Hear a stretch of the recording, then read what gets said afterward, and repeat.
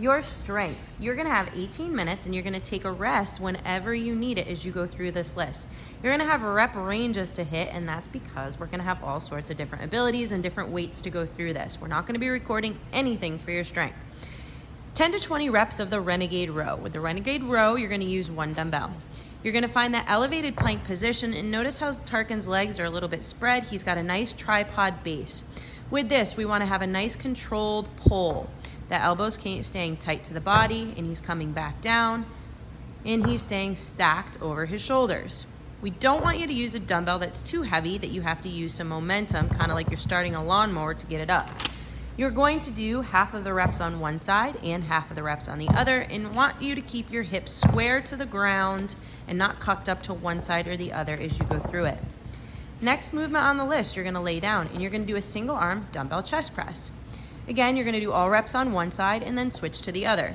With the chest press, tricep is hitting the ground, going all the way down to the mat and firing all the way up, and then you would go to the other side.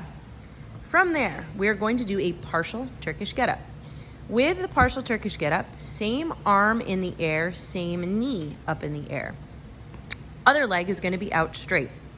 With this, hand goes up. The idea behind this is you want to keep that hand with the dumbbell pointed up towards the ceiling the entire time. You may have to choose something lighter than you were doing your chest presses with. So Tarkin is first going to find that palm of his hand, the opposite hand, and he's going to use that to push off of the floor. This is a partial Turkish getup, so that means that's as high as he is going. And notice that that dumbbell is staying pointed up towards the ceiling, elbow is locked out the entire time, right back down again. Up and back down. We want you to focus on shoulder stability and core strength here.